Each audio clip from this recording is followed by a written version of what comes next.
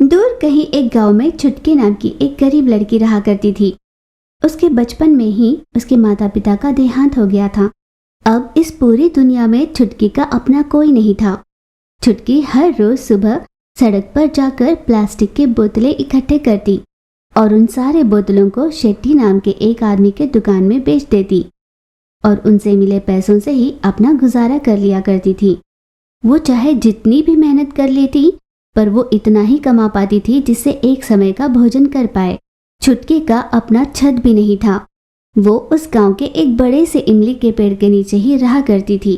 ठंड में कांपती हुई, बारिश में भीगती हुई, धूप में जलती हुई वो अपनी जिंदगी काट रही थी। उसकी तकलीफों को देखकर भी गांव में कोई भी ऐसा नहीं था जो उसकी मदद करता था। उदाहरण के तौर पर अगर कहा जाए, हर रोज की तरह प्लास्टिक बोतलें इकट्ठा करने सड़क पर चारों ओर देखती हुई छुटकी जा रही थी। इतने में सामने से आ रही गंगा नाम की औरत छुटकी से टकरा जाती है और वो गुस्से से भड़क कर उससे कहती है, अरे ओ मटमैली भिकारन, आंखें सर पर चढ़ा रखी है क्या? नहा धोकर मंदिर जा रही थी और तूने मुझे छूकर मुझे अपवित्र कर दिया। ना जाने कितने दिनों पहले नहाई होगी, तुझे देखकर मुझे घिन आ रही है। चल हट यहाँ से, अब तेरी वजह से मुझे वापस जाकर नहाना होगा। उस पर छुटकी ने कहा, देखिए आप बाहर से कितनी साफ सुथरी है, ये मायने नहीं रखता। गधे और घोड़े को सवार कर सजाया जाए तो वो दोनों एक जैसे लगते हैं। इंसान सूरत से नहीं, सीरत से खूबसूरत होता है। आपको सफाई ऊपर लगी इस मिट्टी की नहीं, बल्कि आपके मन की करनी चाहिए। जब आप मंदिर जाओ तो भगवान के सामने हाथ जोड़कर जायदाद धन दौलत ना मांगो, अपने लिए साफ मन मांग लेना। तेरी जबान इतनी लंबी कैसे हुई? तू रुक, आज तो मुझे देरी हो रही है, इसलिए आज कुछ ना कहूंगी। किसी दिन मिलना, तेरी खैर नहीं। ये कहकर गंगा वापस अपने घर चली गई। इस तरह हर रोज कोई न कोई छुटकी को कुछ न कुछ सुनाया करता। छुटकी की गलती न होने पर भी हर रोज कोई न कोई छुटकी को कुछ न कुछ कहा करता। छुटकी भी उनकी बात चुपचाप नहीं सुनती, उल्टा जवाब दिया करती थी। इसलिए गांव वाले सभी छुटकी को मुंह फट लड़की कहा करते और हर कोई उसको नीचे नजर से देखा करते। इन सब को नजरअंदाज कर हर रोज प्लास्टिक बॉटल्स तलाश करने के लिए छुटकी जाया करती। कूड़ेदान में छुटकी को कभी कभी कुछ और चीजें भी मिला करती थी, जैसे टूटे पुराने खिलौने, किसी के पुराने जूते या घिसे हुए चप्पल भी मिला करते थे। छुटकी उन्हें पाकर बहुत खुश हुआ करती और उन सब को समेटकर अपने पेड़ के पास आ जाया करती। एक दिन छुटकी कूड़ेदान में बॉटल्स ढूंढने के लिए वहां पर गई जहां पर कचरा फेंका जाता था। अरे बाप रे, इतना सारा कचरा! हर रोज तो मैं यहीं से जाती हूँ, अचानक इतना ढेर सारा कचरा कहाँ से आया? लगता है मुझे और कहीं जाने की जरूरत नहीं पड़ेगी। हर रोज यहीं पर आऊंगी तो मुझे जितने प्लास्टिक बॉटल्स चाहिए होंगे मिल जाया करेंगी। ये सोचकर छुटकी कुछ और आगे बढ़ी। प्लास्टिक बॉटल्स मिलेंगे या नहीं पता नहीं, पर इस बदबू से तो मैं मर जाऊंगी। खैर, इस जन्म के लिए तो मेरे भाग में यही लिखा है। अपनी किस्मत को कोसती हुई छुटकी बॉटल्स निकालकर अपने कंधे पर रखे बस्ते में डाल रही थी। उस कूड़ेदान में छुटकी को एक सुंदर सा खिलौना मिला। उसने तुरंत वो खिलौना उठाया और अरे वाह, ये कितना सुंदर खिलौना है। लगता है कोई धनवान लोग इसे खराब मानकर गलती से फेंक गए होंगे। इसे मैं अपने साथ ले जाती हूँ। इसकी अच्छे से सफाई कर हर रोज इसके साथ खेला करूंगी। उसका इकट्ठा किया हुआ सारा कचरा उसने शेट्टी के दुकान पर बेच दिया, सिवाय उस एक खिलौने के, जिसे लेकर वो अपने घर लौटी। उसे घर के रास्ते में कहीं एक संदूक दिखाई दिया। अरे वाह, क्या बात है! आज लगता है मेरी किस्मत चमक गई। जहाँ भी जाती हूँ कोई अच्छी चीज मिल रही है। ये जरूर कोई काम की चीज लगती है। इसे भी मैं अपने साथ ले चलती हूँ। छुटकी ने उस संदूक को उठाया और अपने घर ले गई। छुटकी उस संदूक को कोई चीज रखने के लिए इस्तेमाल करने लगी। उसको मिले खिलौने की सफाई कर वो उसके साथ खेल रही थी। तभी कुमार नाम का एक लड़का वहां पर आया।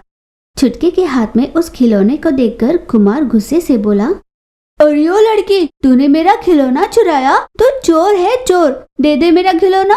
यूं उसे डांटकर उसके हाथ से खिलौना छीन कर ले जाता है। सही कहते हैं कि जितनी चादर हो उतने ही पैर पसारने चाहिए। मैं भी कहाँ सपने देख रही थी इतने महंगे खिलौने के साथ खेलने की। चला गया अभी। अब ये भी मुझे ही मिला था। अब ये मेरे साथ रहेगा या इसे भी कोई ले जाएगा। ये सोचकर चुटकी ने उस संदूक को दूर फेंक दिया। संदूक टप्पा खाकर खुल गया। उसमें पैसा, सोना, हीरा भरा हुआ था। इतना सारा पैसा और सोना, क्या ये सब मेरा है? लगता है भगवान ने मेरी जिंदगी पर तरस खाकर मुझे ये सब दे दिया है। चुटकी ने वो सारा संदूक अपने पास रख लिया। उन पैसों से अपने लिए अच्छा सा घर बनवाया। उस घर में उसने अपने माता पिता की तस्वीर लगाई और उन पैसों की अच्छे से देखभाल करने लगी। चुटकी ने उस धन को अच्छे से संभाल कर रखा। एक बड़े से स्कूल में एडमिशन लेकर वो मन लगाकर पढ़ने लगी। कहीं एक गांव में सीरी नाम की एक अनाथ लड़की रहा करती थी। उसका इस दुनिया में कोई नहीं था। उनके माता पिता का दिया हुआ अंडों का व्यापार करती थी। एक दिन अंडे बेचने वाले उस दुकान वाले के पास सीरी गई। उस दुकान पर पहुंचने के बाद सीरी ने उस दुकान मालिक से कहा, अंकल, कल जो मैं अंडे लेकर गई थी वो ज्यादा नहीं बिक पाए, इसलिए मैं थोड़ा ही कमा पाई हूँ। देखिए, सिर्फ इतने ही कमा पाई हूँ। सिर्फ इतने से पैसे में हर रोज जितने अंडे मिलते हैं उतने नहीं मिल पाएंगे, ये मैं जानती हूँ, पर आज एक दिन इतने में हर रोज जितने अंडे दे दीजिए ना अंकल। हे लड़की, लगता है पुराने टाइम में ही जी रही है। अंडों के रेट्स कल रात में बढ़ गए थे। जितने पैसे तुम दे रही हो उतने में सिर्फ 10 अंडे आ पाएंगे। ऐसा कहकर उसने 10 अंडे दे दिए। इतनी मेहनत से पैसे कमाने के बाद ये सिर्फ मुझे 10 अंडे ही क्यों दे रहे हैं? अंकल, ये बहुत बड़ा अन्याय है। मैं तो हर रोज आपके पास ही तो अंडे लेती हूँ ना। अचानक क्यों दाम बढ़ा दोगे तो कैसे चलेगा? ये सही नहीं है ना अंकल। जितने पैसे तुमने दिए हैं उसमें ये अंडे ही बहुत ज्यादा हो गए। लेना हो तो लो, नहीं तो वापस दे दो। ऐसे कहकर उसे डांटने लगा। इस तरह सीरी जहां भी जाती वहां लोगों की उसे फटकार ही मिलती। इस तरह हर रोज लोगों से डांट खाना जैसे सीरी की आदत भी हो गई थी। फिर भी सीरी लोगों की बातों का बुरा नहीं मानती और वो पड़ोस वाले गांव के सेठ जी के पास जाकर अंडे लेकर आती और उनका व्यापार किया करती थी। पर एक दिन सीरी अंडे लेने के लिए जब दुकान पर गई तो दुकान वाले ने उसको अपमानित कर अंडे नहीं दिए। अब सीरी के पास पैसे भी नहीं थे। उसे समझ में नहीं आ रहा था कि वो क्या करे। यूं बैठे बैठे सीरी अपने आप में ही सोच रही थी, बाप रे, बड़े दिनों बाद मुझे ये सोच आई है। मुझे तो यकीन भी नहीं होता कि ये मैंने ही सोचा है। हमेशा जब भी अंडों का व्यापार करने की सोचती हूँ तो यही होता है। इसीलिए अब से अंडे नहीं बल्कि मुर्गियों का व्यापार करूंगी। ऐसा सीरी सोच रही थी, पर इस काम के लिए उसको बहुत पैसों की जरूरत थी। इसलिए उसने अपने घर के कागजात गिरवी रखकर बहुत सारे मुर्गियां खरीद ली। वो मुर्गियों के साथ अंडे भी बेचकर अपना गुजारा कर रही थी। यूं एक दिन, आइए बहनों आइए, ताजा ताजा मुर्गी लीजिए।